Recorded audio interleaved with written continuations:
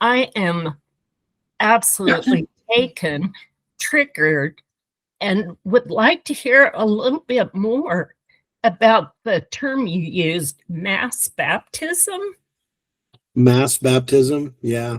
And what does that mean? And was that a conversion, or was that part of almost enslaving your people, forcing them to do something that they didn't choose? Tell us more about that.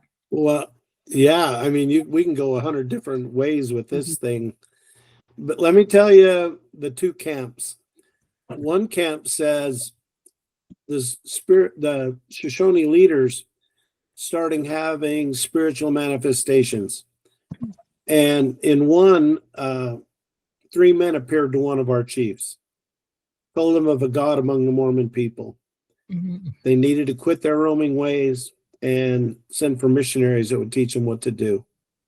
Mm-hmm. So they sent, that chief happened to be my great-great-great-grandfather. So that's the story, oral story I always heard. Long story short, he knew of a guy that spoke fluent Shoshone that lived in Ogden named George Washington Hill. Not sure if you've heard that name, but he was a famous Shoshone missionary who Brigham Young had sent to Salmon, Idaho in 1855. And he started a mission up there called the Lemhi Mission. Mm-hmm. And those guys are Lemhi Shoshones. He actually baptized probably 500 or 600 Lemhi Shoshones. The Lemhi Shoshones are Sacagawea's people. So, and they're at Fort Hall right now. The descendants are at Fort Hall. So, but in 1855, that mission lasted a few years. Finally, one of the missionaries was killed by a drunk Indian.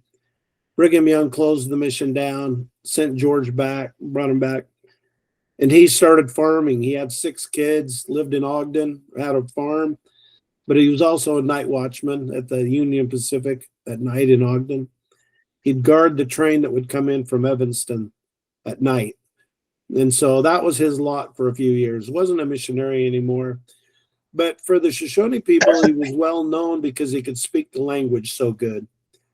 And he was a friend of Sagwitch. Sagwitch traveled to his house and said, hey, knocked on his door and said, hey, we're having spiritual manifestations. We're supposed to send for missionaries that would teach us what you know about the great creator. George said, I'm not a missionary anymore. You need to make the request to Salt Lake. He did that 3 nights in a row, went to George's house. And I know this because of the oral stories passed down to me, but George Washington Hill's family gave me 2 history books of George Washington, the family history. They made this, they took his journals and copied them all, and I've got them in my house now, and they presented those to me. And George in his journal said, I told Sagwitch the first night that I wasn't a missionary, but he came back the next 2 days, giving me the same question. And finally he said, look, I can't do it. And there's order in the church. And the next day, George gets a telegram from Brigham Young, summons him to the Salt Lake. He gets there, and I think in my book, the direct quote was, Brigham Young said, George, I've had a heavy burden on my shoulders, and that burden is now going to be yours. I'm going to call you to be a missionary to the Shoshones in the North Country. Hell, the North Country for that time was Tremont and Honeyville, and so Brigham City. And so George went back home, but when he got home, guess who was sitting on his front porch? Sagwitch was there again. And they had an exchange and said, the creator told my leader to call me to be a missionary again. So I will be coming to visit you guys, but I won't be coming anytime soon. I've got things to take care of here. His wife's probably going to be madder than hell. He's going on another mission and he's getting his farm ready. He said, I'll be there, but not for some time. So Sagwitch goes, and that night, George goes to work. While he was at work, they got notified that the train had been derailed in Weaver Canyon, and he wouldn't have a train to guard that night. Well, there was a freight train headed for Corinne.